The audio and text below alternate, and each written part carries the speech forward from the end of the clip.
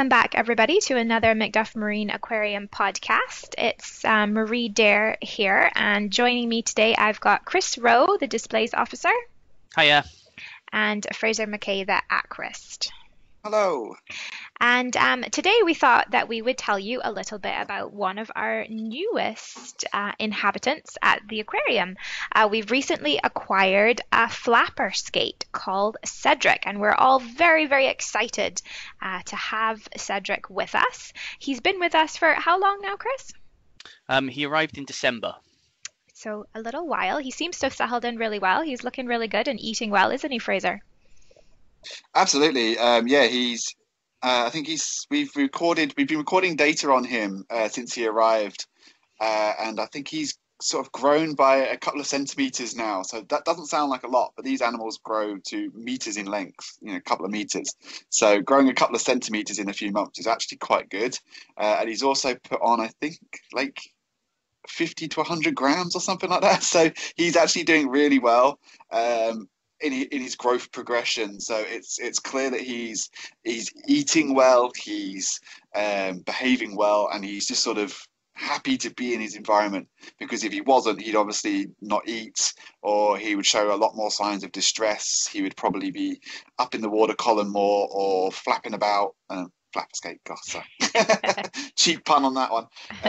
So the fact that he's eating, he's gaining weight, he's growing in size, these are all good indicators that he's actually contented enough in the environment that he's in just now. So it's been a really good sign that we've actually seen him developing as he is. Yeah, fantastic. And Chris, do you want to tell us a little bit about Cedric's sordid history? Because he's got quite an interesting tale behind him, doesn't he?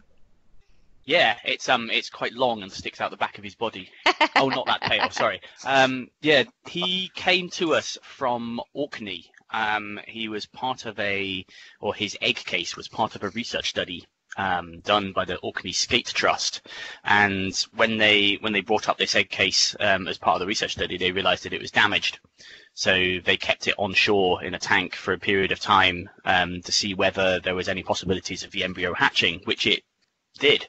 And the little juvenile, which the guy in Orkney named Cedric, was growing up in the garage, but the tank that they had it in wasn't sufficient to keep it alive for any or keep it growing for any length of time. So the opportunity there was to bring him here and for us to continue his development. It was back in December that they drove him down from Orkney in the back of a van, with a chiller and all the associated filtration equipment to keep him going. And then we've had him since then. So he was in our quarantine system for 3 weeks or so, just to make sure he didn't have any bugs or such like. And then he's now in one of our display tanks with some other tank mates. As Fraser said, he's getting on really well. Yeah, and it's fantastic for us to have him to be able to showcase flapper skates, because flapper skates are actually a critically endangered species. So what that means is that they're actually extinct across much of their natural range. So they were once common. You might have heard of common skates, but unfortunately, due to overfishing, these skates are now, their numbers in the wild have completely dwindled to the point where they're under severe threat of facing extinction completely in their entire range. And so it's really important that we can raise awareness about Cedric and flapper skates in general. And also, not an awful lot is known about the species. So Fraser, you'd mentioned about his growth and how we're keeping track of his weight and stuff. How will that information contribute to our understanding of flapper skates? Well, most of the time, flapper skates are usually only caught or discovered when they're adults. So the adult data is actually relatively good. And you'll find a lot of folk, when they bring a flapper skate on board, can tell roughly how old it is by the weight and the size of the animal itself, because they've managed to sort of develop an averaging system. They've got calculations that they can record on to give you this kind of basic or useful data. However, not much is known about how they get to being an adult. So the first sort of 10, 12 years of their life, when they're still developing before they reach maturity, is very sparse, that data. So by recording just the simplest information, like how long it is, how wide it is, and how heavy it is, you can get a basic growth curve. And if you can get a growth curve for one individual, hopefully you can then try and lend it to others, so that we know in the future that, okay, we've got an egg hatching here, there's a site, there's babies hatching. That means the babies in that area are going to be somewhere in the region of so many years old, or it's going to take so many years for this patch of babies to develop into a viable population. So it allows scientists and other people, and there are people who are very interested in Cedric, and there are people waiting for us to give them data, because they're also studying flapper skates. I think there's several universities up and down the country and around the world that are like, flapper skate data, and no one's got it. So the fact that we can give them or get them something potentially by doing this ourselves, just simple little data and data points, it's going to be huge information for people. So there's all these people sort of waiting on data that isn't coming, because, as you say, it's an endangered species. There aren't many of them to find. There aren't many of them available. And normally if you do find one, it's brought up dead. So you don't get any data other than what it was. Yeah. So And of yeah, course, we are in a... the more that we know about the species, the easier it will be to offer protection. Because at the moment, there are a couple of special areas of protection for flapper skates. But for the most part, those are nursery areas, or areas where they would be caught in bottom trawls. So the more we know about the juvenile flapper skates, the more we'll be able to have legislation that will protect the species and hopefully preserve it so that it will still be around in the future. Yeah, absolutely. So anything else you guys want to add about flapper skates or Cedric before we wrap up this session?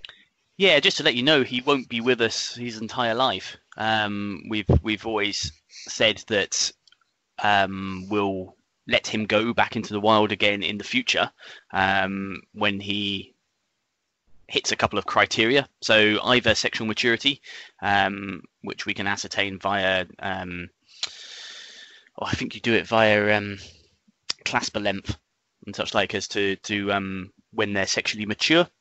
So that will be one of the conditions that we'll then let him go, or if he just simply gets too big or too over competitive, or we just haven't got the facilities to be able to house him anymore, we will let him go.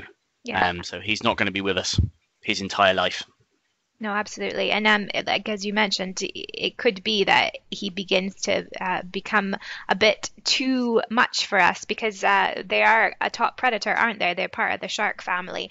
And it could be that he starts to eat all of our other fish. So if that happens, then we'll have to send him back to Orkney a bit sooner than planned, won't we?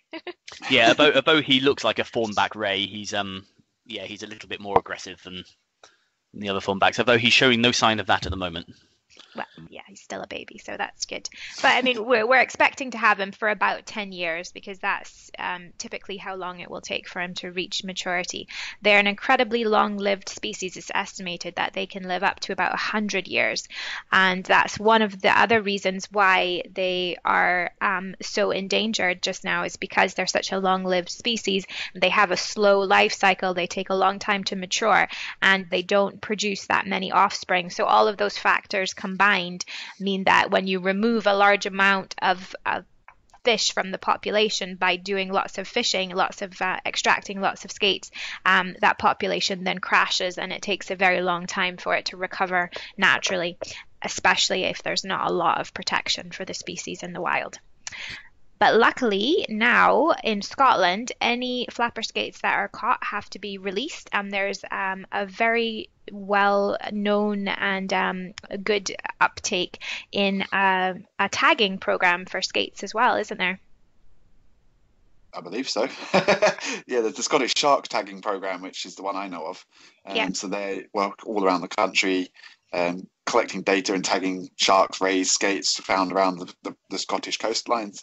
Yeah, and the Orkney Skate Trust as well has a very successful tagging program, because Orkney is a big hotspot for skate fishing. Yeah. Yeah. That explains why they found them. Yeah. Great. Well, lovely guys. Thank you very much for joining me. And thanks everybody for listening. And look out for our next podcast coming sometime soon. Thanks and bye. Cheers. Bye. Bye.